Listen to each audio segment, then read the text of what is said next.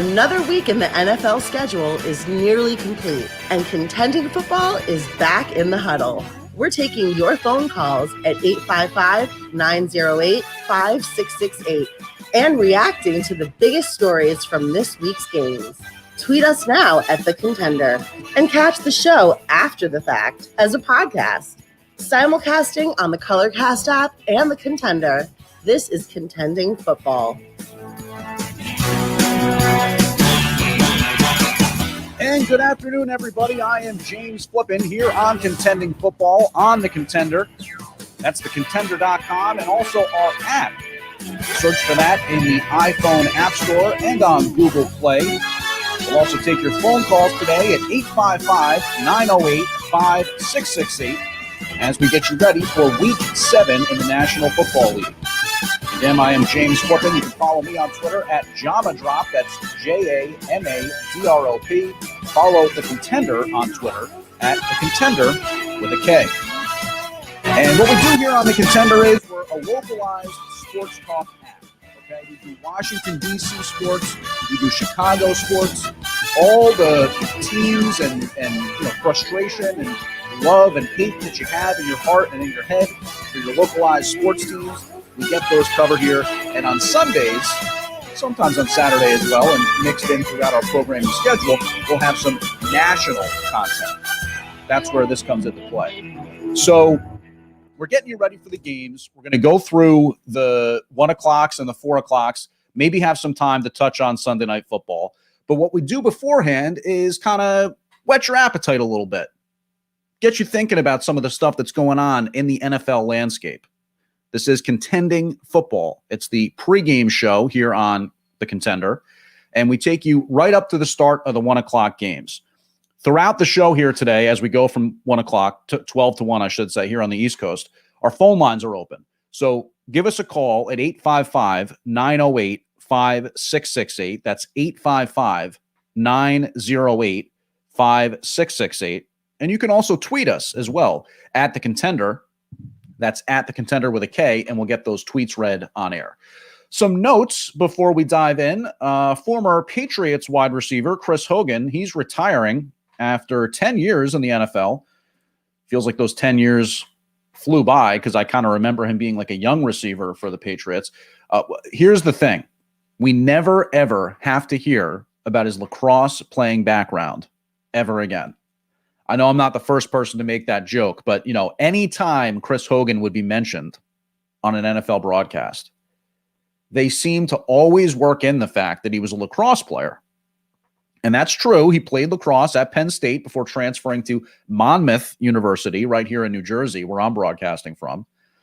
But they were very into the fact that Chris Hogan was a former lacrosse player. Now, look, I will be the first to tell you, and I think I've said this on the show before, I definitely appreciate athleticism to that point where you're able to play this sport, you're able to play that sport. Big Bo Jackson guy, big Deion Sanders guy. But for whatever reason, they really love telling you about Chris Hogan's lacrosse background. And what is it with Monmouth wide receivers, by the way? I mean, this is not like a big school we're talking about or a football powerhouse. But Chris Hogan plays 10 years in the NFL. Miles Austin, who you may recall was a standout receiver for some years for the Dallas Cowboys. He came from Monmouth University. So, that's it. But noteworthy for a small school like that. Some other notes. Cliff Kingsbury is cleared to coach today for the undefeated 6-0 Cardinals. Kingsbury had tested positive for COVID-19. There was some question as to whether or not he'd be able to be on the sideline, but he is cleared to coach today. And then also kind of staying out there trending towards the West Coast, we have Darren Waller, who standout tight end for Las Vegas. He's going to be a game time decision. And I got to be honest with you, it kind of feels like he's not going to play only because they added him to the injury report with that, questionable tag. I think it's questionable. I don't believe he's doubtful, but a questionable tag pretty late in the week. You got to figure that that's a risk there. If you're a fantasy football player and you have Darren Waller in your lineup, you'll want to stick with us and keep listening because we'll update you as soon as we get an update as to whether or not Darren Waller is going to play. Okay, like we said, we'll get into the games today. We'll break down the 1 o'clocks, talk about some of the 4 o'clocks. If there's time, we'll get into that Sunday night football game between the Colts and the 49ers. And throughout the show, the phone lines are open at 855-908-5668.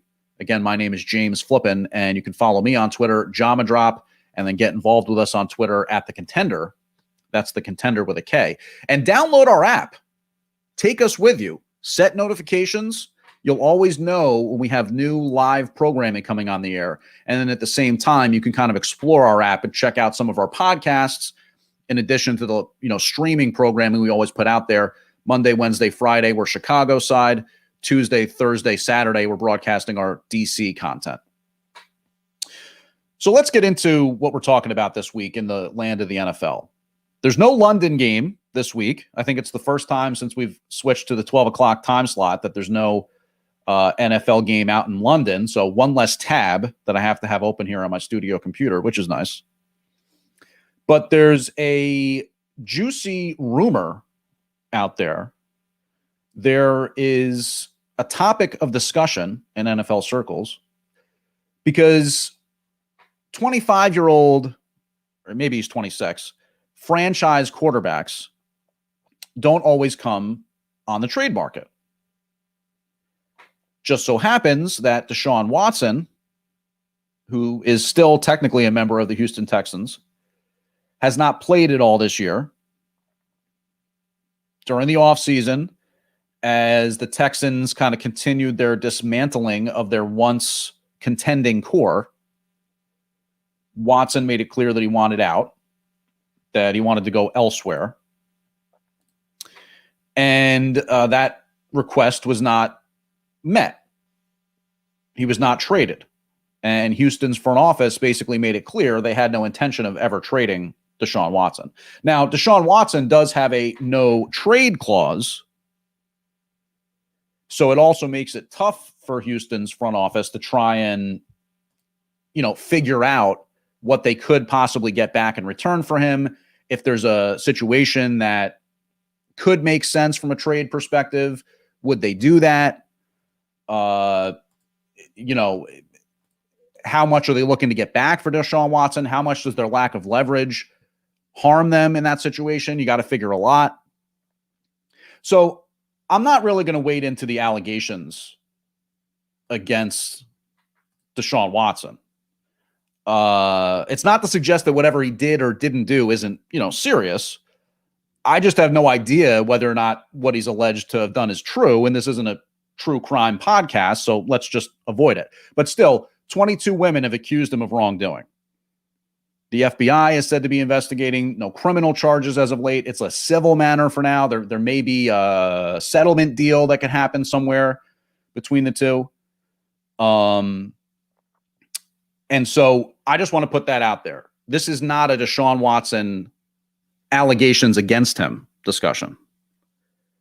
And I don't want to consider that a cop-out. The last show that I did where I got into the John Gruden thing, I got some blowback after the fact, people who didn't appreciate my take on John Gruden.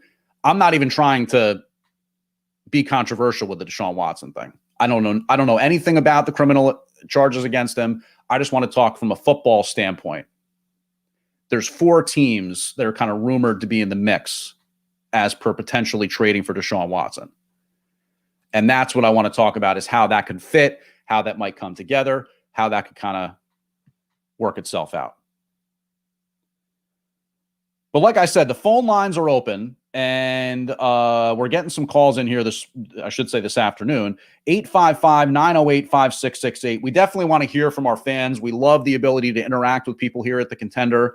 And so we'll take a quick pause whenever we get the chance starting today, and try to mix in some of those calls. So again, we're going to talk to Deshaun Watson. There's 4 key teams that may well be interested in trading for him. I can tell you this much: the Dallas Cowboys are not one of them. And we go out to the phone lines for the first time today. Ski Mask wants to talk about the Cowboys. Yeah, hey man. Yeah, what about those Cowboys this year, man? It's almost the same team, but they just seem to be blowing through everyone. Yeah, I can't quite make sense of the Cowboys situation, only because last year their offense had the same amount of explosiveness, obviously until Dak went down with injury. They were just absolutely killing it on offense, but they couldn't stop anybody on the defensive side. Obviously they've had some impact draft picks there that maybe they're kind of coming into their own or whatever it may be. And things are really rounding together on the defensive side, but it just seems like there's a different attitude there in Dallas. And no one's giving any credit to Mike McCarthy right now. As a matter of fact, most of the time when I read his name mentioned, it's kind of like, making fun of him or suggesting that he's not a good coach or something like that. But maybe there's something to be said for kind of just the intensity and the attitude with which they're playing right now. They look like a division leading team. They fly around the football like a division leading team. They hit people like a division leading team. And, I don't know. I'm not there. I have no idea. But Mike McCarthy, I think he deserves some level of credit, maybe in terms of like changing the culture there. And, nobody was happy with Garrett at the end. So I guess you're just happy to move on from him in some way, shape, or form. But we weren't happy with Garrett the entire time. I mean, he choked in the playoffs and everything like that. And before you move on from Deshaun Watson, don't you just think that this might just be a publicity stunt because he wants out of Houston? You're saying that the rumors and the fact that there's like talk of him being traded is BS, maybe? Yeah, I think it could be bullshit because he's wanted out of Houston for at least 2 years. He doesn't like it there. And, this all could just be a ploy to get his name back in the news to get him traded. Yeah, I mean, look, I don't put anything past anybody. You know what I mean? Like, I think that and look, Ski Mask, good call, man. Thanks for calling. Always good to hear from you. Please get back in touch with us again and enjoy week 7 in the National Football League. But, Deshaun Watson, his agent, his camp, if you will, putting together this concept or rumor package of 4 teams being interested in him, and that being kind of like almost explicitly to try and get his name out there in the media cycle and in the buzz. I don't put it past them. I certainly could see that, being the case. I just say this, the trade deadline's November 2nd. So there's no better time to kind of put it out there that may be what's going on. Like there's these teams that are interested. So if you're part of it, you want to get, because, then the hope is that maybe your fan base, again, if you are Deshaun Watson and if you are his camp, the hope is that the pressure and the fan base outcry in, say, Miami or Washington, D.C. or Philadelphia, who's the other team that's rumored to be in on, you get my point. The pressure from the fan base, they're hoping that's what makes it go. Oh, Carolina is the 4th team that's kind of, supposedly potentially in on Deshaun Watson. So let's stick with Deshaun Watson for a second. Again, I do have some things to say about that, but the phone lines are getting busy here this afternoon, and we want to talk to you, the fans here on the Contender, get your voice as part of the discussion. David wants to talk about Deshaun Watson, and he calls now here on the Contender. David. How are you, James? It's good to be with you. Yeah, good to have you calling in, man. It's been a while. How are you? I can't complain. Well, I could, but who wants to listen in this day and age? We really want to hear you complain, David. Come on, this is a sports show. It's all about complaints. Okay, I hear you. To get to my point quickly, I agree with the last caller. And I had spoken to you briefly during the work week. I really think that the Deshaun Watson thing is a whole big mess about nothing. I think it is to drum up attention. I don't think there is a specific team, but I'm calling you because and now we have to let your listeners know, I'm a diehard Miami Dolphins fan, and I'm calling to tell you that there's absolutely no way that we're going to get rid of Tua for Deshaun Watson. And that's, by the way, that is I also, because I was really proud of the fact that you didn't want to make the allegations the point, and I don't want to make the allegations the point.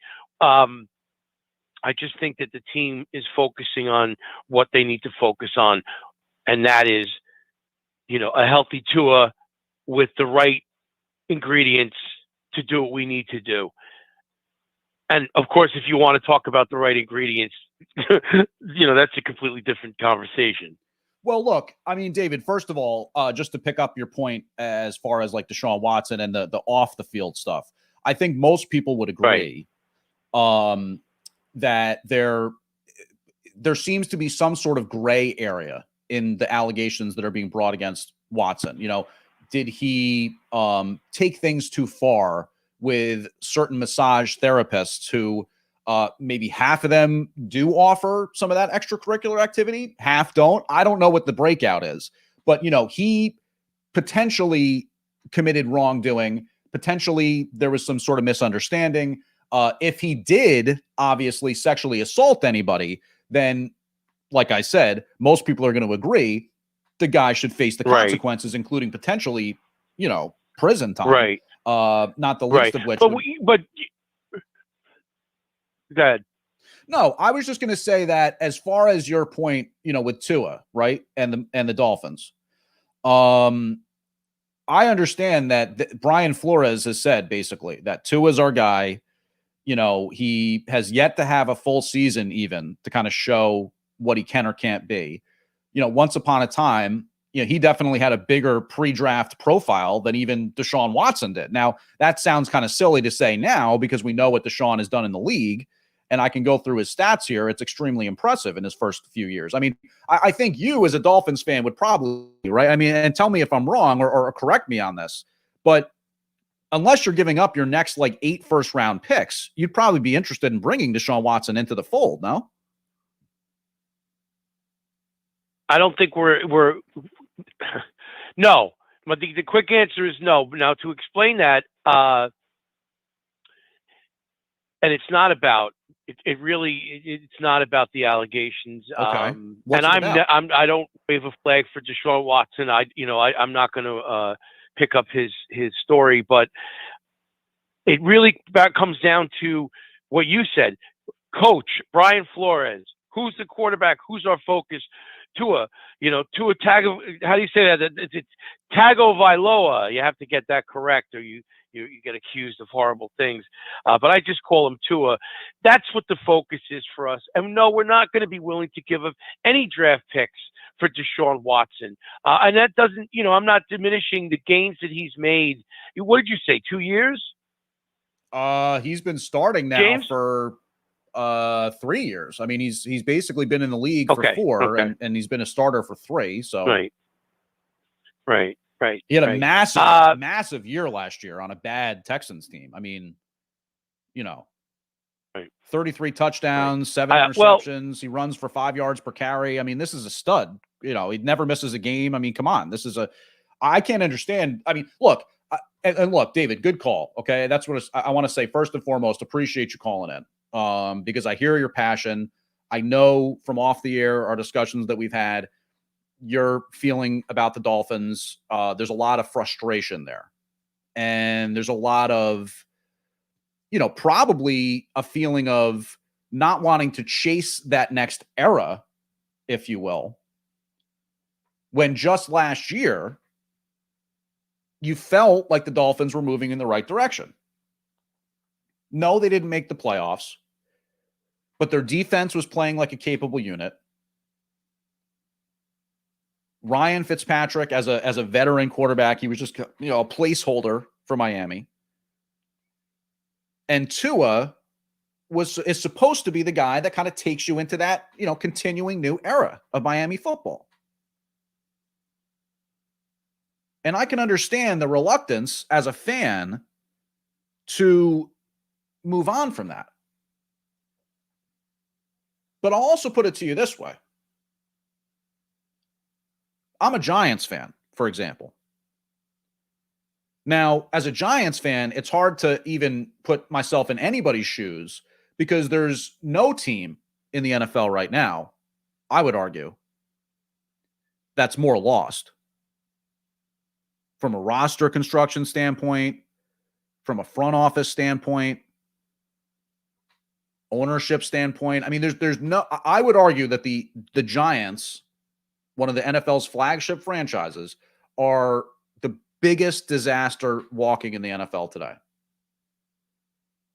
But preseason, I was hopeful, right? I had some expectation that maybe the tail end of the previous year wasn't a mirage and that Daniel Jones could be the guy that leads that next era for them. But there was also some talk of Deshaun Watson, and would that be a guy that the Giants would potentially try and bring in? Now, some of the issues of the last, several years for the Giants, notwithstanding, where they had the Aldrich Rosas thing at kicker, where Josh Brown, obviously the other kicker, where he was accused of domestic violence by his wife, and the Giants didn't cut him right away. The Giants' reputation as sort of like pristine, if you will, has taken a huge hit over the last few years. But it still doesn't feel like a situation where they would ever bring in a Deshaun Watson, given what he's facing and all that kind of stuff. But my roundabout point, the bigger point I wanted to make, is Daniel Jones has arguably shown more in the league than, say, even Tua Tagovailoa. In a New York minute, I would send Daniel Jones away to bring in Deshaun Watson. And that's not even, if you ever follow me on Twitter, at Jamadrop, Jamadrop, if you've ever seen me or interacted about Daniel Jones, I'm a Daniel Jones supporter. I think he's a guy who has a future in this league. But we're talking about Deshaun Watson. Look, drafting a quarterback is hard. Developing a quarterback is hard. I think the NFL draft is fascinating. It's incredibly important. It's really easy to F up. Free agency isn't as much of an impact route and can almost in many ways be like a trap in the NFL, given how old guys get fast, how injuries play a factor, and, the salary cap. Free agency, just not as much of an impact route for the NFL as, say, the NBA or Major League Baseball. And of course, suffice it to say, leave it without saying, really, that trades in the NFL are by and large kind of afterthoughts. And we can even talk about some of the other trade rumors that are out there. I guarantee you, none of the names are even close to as juicy as a Deshaun Watson. Now, Watson, 26 years old. He's been a Pro Bowler every year outside his rookie year. His 2020 stat line, 33 touchdowns, 7 interceptions, 4.9 yards per carry. He's been right around 5 his entire career. Like I said on the call with Dave there, durable. He's missed just the one game since being a starter for 3 years now. And last year, of course, that was during a bad year for the Texans. They're post the Bill O'Brien era now. Nuke Hopkins traded away. Come this offseason, J.J. Watt signs with Arizona. By the way, that'll be interesting to see J.J. Watt and Hopkins go up against their old team today. But, understandable, really, everything that's happened with the Texans, given that, understandable that Watson would want out. Because it doesn't really feel like there's any kind of plan there in Houston, other than maybe to just totally blow it up and build from the, bottom up. And, I don't know. I find that when it comes to the NFL, and maybe this is fair, maybe this is unfair. When it comes to the NFL, I give players a lot of slack. You're going to hold out to try to get a better contract. I'm going to give you a lot of slack. You're signing as a free agent with a team that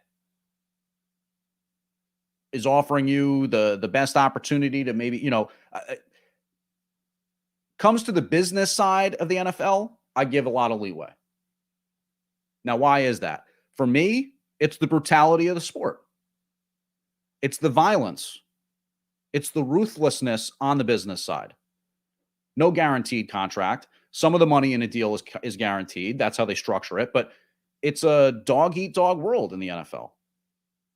Careers are short, really bad injuries, long-lasting impact on your body from an injury perspective. So I don't begrudge Deshaun Watson for basically saying, you know what? This whole Houston thing right now, not what I'm trying to do. And I'd be a hypocrite if I felt any other way, because as a Giants fan, something I alluded to, or maybe I didn't, but I think I did. As a Giants fan, I wouldn't have any joy in my life, my football life, over the last 20 years, if it wasn't for Eli Manning. And he forced his way out of San Diego before he'd even played a game for them, before he played a game in any NFL capacity. So for a guy like Deshaun Watson, who I read you his stat line, I mean, this is a guy who is arguably on like a Hall of Fame arc right now. For him to say he wants out, I'm going to give him the benefit of the doubt there. Now, the messy and the complicated side of it is that he's facing serious allegations. Right? I mean, 22 women accusing you of wrongdoing is not a small number. And if you're going to try and say it's all, fabricated or rooted in money and trying to get a payout and a settlement and all this kind of thing, that's still a lot of women that would potentially be, put together in something like that. I mean, you have to have a pretty large conspiratorial allowance for that. So I'll put the two things in separate categories. Deshaun Watson over here, the football player. Deshaun Watson over here, the individual that's accused of wrongdoing. Because this is a show talking about sports, I'm not really focusing as much on the allegations. Call that a cop-out if you will. I'll accept that. That's just not what I'm interested in right now. Now, it's not just the Dolphins. The Eagles, the Panthers, and Washington football team are sort of connected by rumor to the Deshaun Watson thing. Now, as far as the Dolphins are concerned, Brian Flores has publicly committed to Tua. He's basically said, Tua Tagovailoa, that's our quarterback. That's who we're going forward with. Coach speak in the NFL is coach speak. But for him to come out there as publicly as he has and throw his mantle behind all that, as opposed to something more cliche, like, we're always evaluating the needs of the roster. We're always looking for ways to improve, like that type of cliche. I don't know. Maybe that fans the Flames too much. But Flores comes out, publicly says he's on Tua. WFT reporting this week as to Fitzpatrick, Ryan Fitzpatrick, the 38-year-old signal caller that was supposed to be the starter for Washington. He's still on crutches with that hip injury that he suffered week 1. So Taylor Heineke remains the starter. Fitzpatrick is considered weeks away. Of course, he's a short-term thing anyway. Ryan Fitzpatrick would not be the roadblock towards getting a deal done with Houston for Deshaun Watson. But again, I can't make the point strongly enough. Leaving aside the allegations, I think almost any NFL team would be crazy not to consider what it would take to bring in Deshaun Watson. Because, up until this point, we've never heard about him being like a locker room problem. Obviously, he was a winner in college at Clemson, so it's not like he's never had any success on a winning football team. The Texans at times had their moments under him. But yeah, the trade deadline comes up November 2nd. So the next time we join you for Contending Football, there may be some more smoke to the rumors, but we definitely won't know anything definitive, at least unless the trade already happens. But there's time here for these things to develop, because November 2nd, technically after the completion of week 8, is when that trade deadline comes around. There are some other trade deadline ideas. Some of the nation's writers putting out there as rumors. Eagles tackle Andre Dillard, who has he was a high draft pick for Philadelphia. You know, he's worked out as a guard for them recently. There's some speculation that they could move him to a team that still likes him as a left tackle, and that could net them a third or fourth rounder. Dillard did have to fill in for Philadelphia versus Carolina at tackle, so it's not like there isn't any tape that teams can look at around the league. And the Eagles did just trade Zach Ertz for a draft pick, so they may be in the trading mood. Kyle Fuller, made expendable by the return of Ronald Darby in Denver. He is a former Chicago Bear for our Chicago audience out there. Kyle Fuller has been reportedly kind of rumored as somebody who's on the trade market, I should say, ahead of the deadline. Steelers pass rusher, outside linebacker Melvin Ingram. He's considered a trade candidate. Sticking with kind of like, pass rushers for a second. Seahawks, LJ Collier. He's a former first-round pick. He's a rumored trade candidate. And the Seahawks have kind of an unclear future here this season with the Wilson injury. Wilson, you may remember, basically exploded his finger by hitting it on a helmet, and he had to have surgery on that. We talked about Melvin Ingram. How about Evan Ingram, the Giants tight end, former first-round pick? Maybe some team likes him in a change of scenery type thing. We've certainly seen, Ingram show a lot of physical talent on the football field, but also a lot of problems, dropped passes, fumbles, his own fan base booing him this year. Evan Ingram could make a lot of sense from a Giants perspective to trade. Whether or not there's any team that likes him enough to give up anything would be, remain to be seen. I think maybe a 6 or a 7 round pick maybe would be something you could get for Evan Ingram. Speaking of the Giants, interesting article from Jordan Raanan this week on ESPN. He talked about the dangers of building behind running backs, and he specifically tied it into the Carolina Panthers and the New York Giants. Injuries, we know they're going to happen to running backs, and obviously the Panthers and Giants are well behind the 8 ball, given that. Back-to-back years for both franchises that both of their franchise running backs have dealt with significant injuries in terms of time missed. And, the question that really kind of has to come up and kind of fascinates, again, you talk about the NFL draft. How do you best insulate yourself from injury in the NFL? Is there a way to do that? And by the way, if you have your own thoughts on that, give us a buzz, 855-908-5668. That's 855-908-5668. But how do you insulate yourself from injury in the NFL? Is that even possible?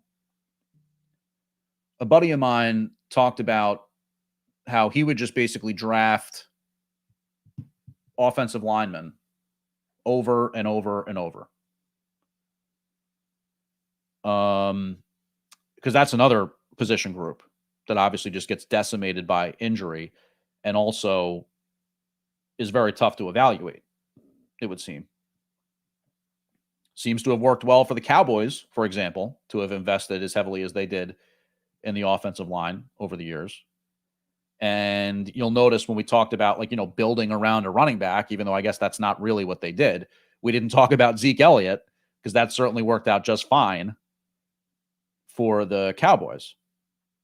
But then again, the Cowboys invested very heavily through the draft in the wide receiver position. They traded a first-round pick for Amari Cooper. They used their first-round pick to bring in CeeDee Lamb. Both those guys, are obviously major weapons for that dynamic offense. But is that the answer? Is there a one-size-fits-all approach to trying to overcome some of that injury? Now, the easy answer, the less interesting answer is you pick the best player available and position be damned, and you're trying to build depth at all your positions. And if you get the best player, then you're in good shape and all this kind of stuff. But, it's just anytime you have major injuries, it's easy to say, told you so. Told you so. This is the National Football League. You didn't think so-and-so was going to get hurt? But we talked about it last week. The running back position in the NFL is one that just can't stay healthy, period.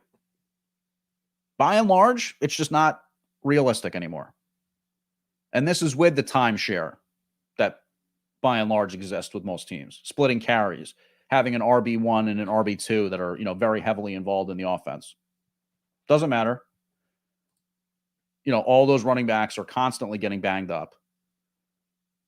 And it's a tough way to go. Christian McCaffrey, Saquon Barkley. I don't really know, for example, where these guys are supposed to get drafted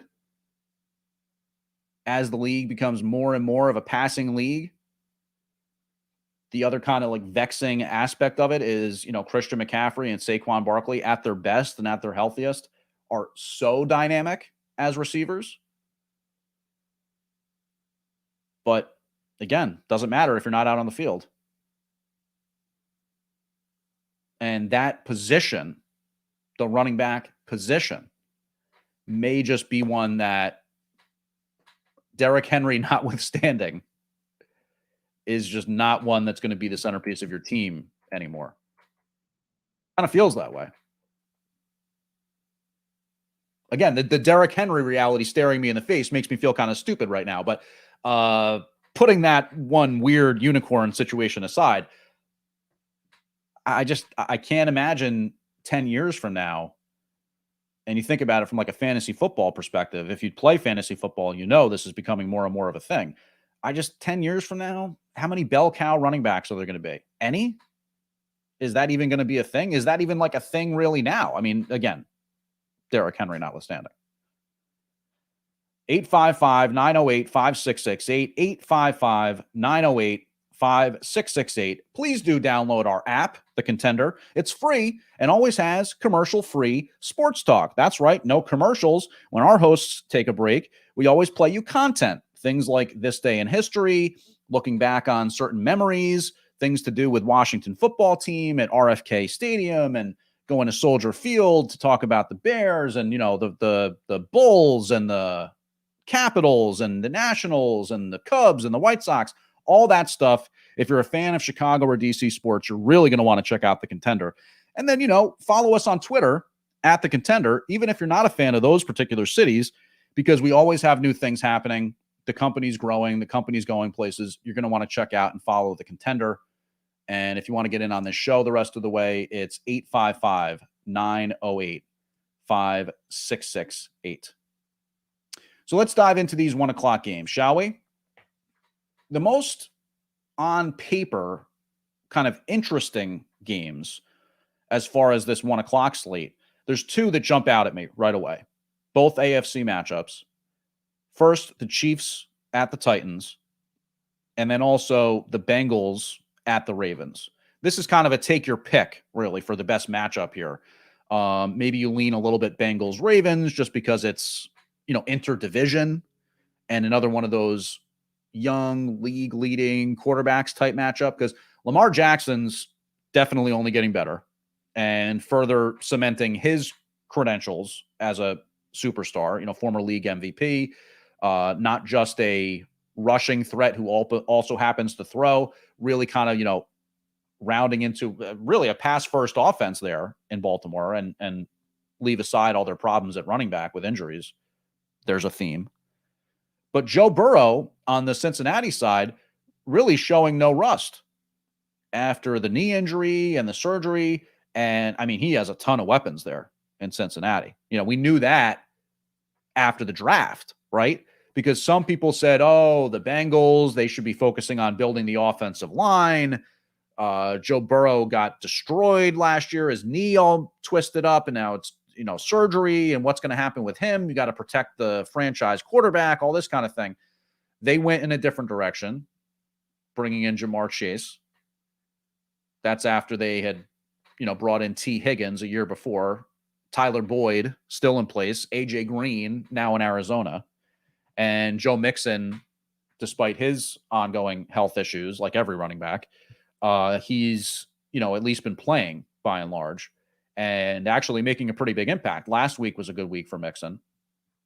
So Lamar Jackson now has another weapon, new weapon in his repertoire. Minnesota, he played in Minnesota in college, the rookie wide receiver Rashad Bateman. He's back from injured reserve. Very involved last week in just his first week in the NFL. I don't know how many targets he had, upwards of 5, 6, 7, something like that. So, he was pretty heavily involved in week 1 for him, and you'd think they'd be looking to do more with him. But, Bateman, Hollywood Brown, Obviously, we know all about Andrews at tight end for Baltimore. And then they're just so banged up at running back. It's like comical, actually. I mean, to allude to the difficulties with running backs. J.K. Dobbins, season-ending injured reserve in the preseason. Gus Edwards, preseason practice, like days away from the start of the season, tore his knee up, season-ending IR. They bring in LaRon McClain off the street as a free agent. He's hurt. So now Devonta Freeman, former longtime Falcons running back, he gets the start, technically. And veteran Le'Veon Bell, another veteran running back brought in for Baltimore. They're both kind of in the mix today. So Baltimore at home there at M&T Bank Stadium, they're favored by 6.5 points. So Vegas kind of feeling, good about Baltimore at this point. And, I would expect that. I would expect Baltimore to take care of business here. Cincinnati is a team that's definitely on the rise, but always tough to go on the road, beat a divisional opponent. The Ravens right now are just kind of a unit offensively. And what they did last week against the Chargers defensively, yikes. You got to figure that it's going to be tough sledding for the Bengals today. But if they can get things going, again, that could be a very good game. The Chiefs and the Titans, Kansas City, 4-point favorites on the road in Tennessee. And the Titans are getting healthier. A.J. Brown, who played last week and kind of, put some things together in the second half as the Titans made their comeback against Buffalo. He's active. Julio Jones, active. Obviously, this game figures to be heavy Derrick Henry, as Kansas City is pretty terrible against the run, even though you wouldn't know it based off WFT's stat line last week, which was frustrating for anybody who started Antonio Gibson in fantasy. But the Chiefs are allowing just over 5 yards a carry. Derrick Henry is just under that at 4.8 yards per carry. So it could be another rough day to go up against Derrick Henry in fantasy football. And that's not new for anybody who has had to deal with that this year. Oh, by the way, for Kansas City, Tyreek Hill is officially active.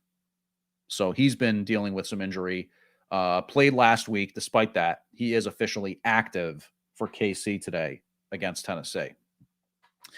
Some other 1:00 games that we can talk about. The Packers are favored by 8.5 points versus WFT at Lambeau. You figure Green Bay will have no problem with this. But one thing to note, Green Bay's run defense is very middle of the pack. Antonio Gibson, who we just mentioned, he is playing for DC, but he's dealing with that shin injury. I've heard it described as a stress fracture. They definitely have kind of kept him limited in practice most of the time.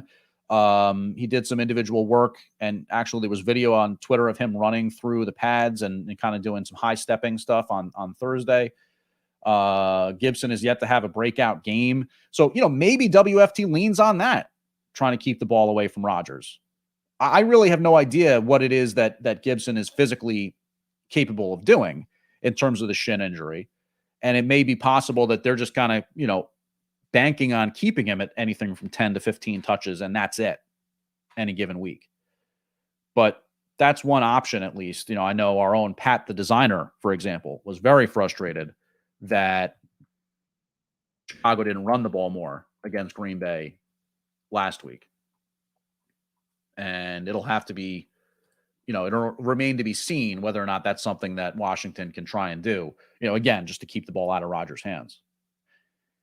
Panthers, Giants at MetLife Stadium. Yuck. The Panthers try to get over 500 at 3-3. They should have no problem doing so. The Giants, again, without Saquon Barkley. Again, without Kenny Golladay. Sterling Shepard, back on the shelf. Rookie Kadarius Toney, out. Starting left tackle Andrew Thomas, out.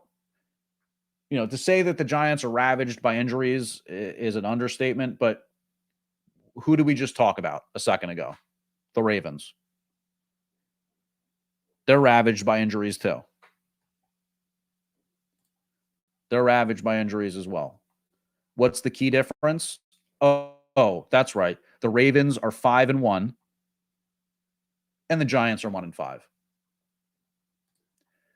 The difference between a franchise, a front office, a system, They refer to themselves as like, Harbaugh's Army down there or whatever, down in Baltimore, Maryland. The difference between a team and a structure and a franchise that can deal with the realities of the NFL in Baltimore, not only deal, but thrive at 5-1. And then a team in the version of the Giants that is completely, utterly, embarrassingly pathetic, just completely disgracefully unable to deal with the realities of the NFL. Completely unable to deal with the realities of the NFL. Oh, by the way, tight end Evan Engram is active for the Giants. So if you're desperate for a bye week tight end, there you go. Maybe he'll score a touchdown somehow. Maybe. But the Panthers, again, I would be beyond shocked if they don't come out of this at 4-3. And the Giants, I think it's just right now, it's Joe Judge trying to figure out if he can keep his job and stem the tide and just try to figure out some way, shape, and form to have this team show a pulse. Falcons, Dolphins, again, not a great game, but Tua is now arguably kind of playing to keep his job, show he's the guy in Miami long-term, at least kind of placate the fan base in that respect, because there's going to be, unlike our buddy Dave, who called in earlier, there are going to be some people who want Miami to go out and get Watson. But at a 1-5 start after last year for Miami, big disappointment. Devontae Parker, by the way, unable to go. He's inactive. There had been some hope that he'd play. But, all eyes on Tua, basically. Is Tua going to go out there and answer the bell, kind of step up in the face of all this rumor, speculation, buzz that he could be on his way out? Could we, in fact, see, maybe where there's some growth from Tua, a statement game? Jets, Patriots, the biggest juice here, it's the first meeting of Zach Wilson and Mac Jones, which could, in theory, be the matchup for years to come between New England and New York. I doubt either puts on, a major show today. That hasn't really been the MO. The Patriots have not really kind of taken the training wheels off of Jones up until this point, and Wilson has been, very up and down. Some bad turnovers at times, also had some moments, some exciting moments. Lots of big names on the Patriots inactive list, by the way. The young running back Ramondre Stevenson, who, some were expecting to have a bigger role in that New England offense. He's inactive today. And then longtime stalwart of their defense, linebacker Donta Hightower. He's also out. 4 p.m. slate, Eagles, Raiders. Darren Waller could be a game-time scratch for Las Vegas. I'm going to have to check Twitter here because I haven't gotten a notification on my phone either way as to whether or not Darren Waller is in fact going to start. Really have been a big question with him as he's dealing with an injury. And then last night I saw was where, the question was whether or not Waller's going to be able to play. Let's see. What are we seeing? Trying to check the latest tweets for Darren Waller. And could he... Oh, by the way, it's National Tight Ends Day. Interesting. National Tight Ends Day.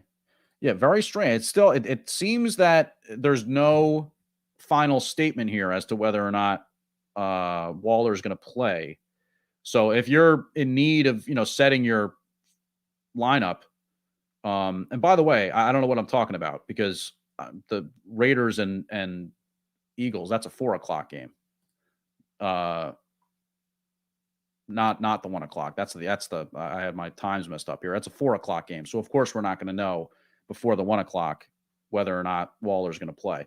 But that's the thing. Again, from a fantasy football show perspective, this is not a fantasy football show. But if you have an option at tight end and the ability to play somebody instead of Waller, and he's playing in the 1 o'clock games, you might want to do it because obviously you're going to lock yourself out and not have any other choice but to hope Waller is going to play if you don't go with somebody in the 1 o'clock slate. So just a thought. it kind of feels like Waller's trending towards an inactive today. So you might want to bench him. John Gruden, by the way, that was one of our main talking points last week on the show. He has reportedly been in contact, the ex-Raiders coach, John Gruden. He's been in contact with an NFL Films or Inside the NFL, HBO, Showtime, whatever. I'm not sure, but he's in contact with somebody there to try and tell his side of this whole story with the emails and the leaking emails and him having to step down. So we'll keep an eye on that. Eagles, Jalen Hurts is really struggling lately, all while there's these Deshaun Watson rumors. Again, Philadelphia has kind of been bandied about as a potential option in that trade rumor carousel. And the coaching staff has indicated the need to get Miles Sanders more involved. He's been, playing good football, but they really have not made him, for whatever reason, kind of the focal point of their offense. What else do we got in the 4 o'clocks? Lions, Rams. That's the meeting of, Jared Goff and Matt Stafford facing their old team. Goff is reportedly not in danger of losing his job. I mean, again, you just see these headlines. I don't know who else they would start, but the Rams just road graded the Giants last weekend. And get this. This is a spread you just don't see very often in the NFL. The Rams are 16.5-point favorites against the Lions. Yikes. I don't even know. I mean, I might be tempted to take the points there just because it's the NFL. I mean, 16.5 points. But I mean, look, that's how bad the Lions are the NFL's longest active losing streak, 10 straight games. One bright spot for those Detroit Lions has been DeAndre Swift, who has a touchdown in 4 of 6 games this year. DeAndre Swift may be a guy who, again, we've already talked about the inability to build around or build through a so-called franchise running back. That's just a folly in the NFL, unless you're Derrick Henry. Just going to keep saying that. But DeAndre Swift has definitely been a bright spot for the Lions. Texans and Cardinals. Texans-Cardinals. This is the, I guess, J.J. Watt return game. The Texans and Cardinals. I think that game might actually be in Arizona. It is. So it's more J.J. Watt welcoming his old friends into the Valley of the Sun. But both Nuke Hopkins and J.J. Watt, former Texans, you got to imagine that they couldn't be any happier to be away from the dysfunction that is Houston these days. 2 franchises that are seemingly going in like completely opposite directions with the Cardinals and the Texans. Watt has said that basically there's no animosity towards Houston now that he's left, but he admits that it hurts to see where they are now. And, I can imagine that would be the case. Watt is a guy who, as much as anything, is kind of like the face of the Houston Texans franchise up until this point. I guess Andre Johnson maybe being another guy. But it's hard to figure. Again, I mentioned this earlier, but I don't really know what the Texans' grand plan is here. I mean, it just sort of feels like it's a situation where you have to completely tear it down to try to build it back up. And they need to get the Watson situation right. Again, if I'm almost any team in the NFL, a 26-year-old guy, 3-time Pro Bowler, he threw for 30 touchdowns last year against less than 10 picks. He rushes for 5 yards a carry. He's been a winner many times throughout his career. I mean, this is a guy who doesn't come on the trade market. Almost any franchise would be willing to give up what it takes to get Deshaun Watson. So the Texans need to get this situation right. They would love nothing more than for the legal situation to kind of clear up a little bit. And maybe it doesn't even matter to them per se, whether or not it happens this year. Because again, you get to the next offseason, the legal stuff, if that gets worked out, if it comes to a head that basically what Watson did was kind of untoward, maybe inappropriate, he pays a fine, this, that, the other thing, it kind of works itself out, then maybe there's going to be a conclusion there. That's when you'll see some of these teams line up and put their best package forward. And we also know that any sort of a major trade like that, 9 times out of 10, is going to happen in the offseason. So I wouldn't be surprised if Watson does not get moved, before the end of the regular season. But that's a situation that the Texans can't afford to screw up. Just can't do it. They have to get that one right. So we'll see what happens with that. Buccaneers and Bears. Our own Pat, the designer, thinks the Bears have a shot here. Can't say that I see it unless Tom Brady gets hurt. Always possible, by the way, as Tom Brady is in his mid-40s now. Still crazy to say that out loud. But Tampa Bay, 11.5-point favorites at home. And, again, I think I mentioned a couple weeks ago that the Buccaneers, the way their schedule shapes up for them, they're just kind of in the midst of what could be just an absolute, crazy win streak here, basically cementing their easy win of the NFC South. And for the Bears, it's all about, can Justin Fields continue to show growth against a Buccaneers defense that has been kind of giving to opposing offenses at times. I mean, they definitely have, issues in their secondary. The Bears are going to struggle a bit, I'm sure, with the Buccaneers front seven, just because the difficulties that the Bears have had with their offensive line. But we're looking for growth from Justin Fields. That's what we want, is growth. And for Justin Fields, it's about, can he make good decisions? And up until this point, our own John Zaglul on Sports Talk Chicago has said the one thing you can say about Justin Fields, he hasn't been giving the ball away. And that's significant. That's significant. All right, we always take your phone calls here, 855-908-5668. A couple of minutes left if somebody wants to squeeze in, 855-908-5668. But before we do that, let's talk Colts 49ers, Sunday Night Football. They're in Santa Clara, California. Tight one on the spread side. San Francisco favored by 3.5 points. So, the Colts, after seemingly kind of rediscovering their run game recently with Jonathan Taylor, go up against the 49ers team that is trying to figure out their backfield from a, health perspective. And we do know that Jimmy Garoppolo is slated to play for those 49ers. So it seems as though both teams will have their starting quarterback under center, as Carson Wentz has kind of shook off some of the ankle injuries that he's been dealing with, and he's in line to play. Interestingly enough, Carson Wentz, really, don't look now, but he's been playing decent football lately. The one thing you have to say about Carson Wentz is that he did not look good early on, didn't have much of a preseason, was unhealthy throughout the preseason, but he's been playing pretty good football lately. And the 49ers are a team that's kind of, I think, trying to figure themselves out.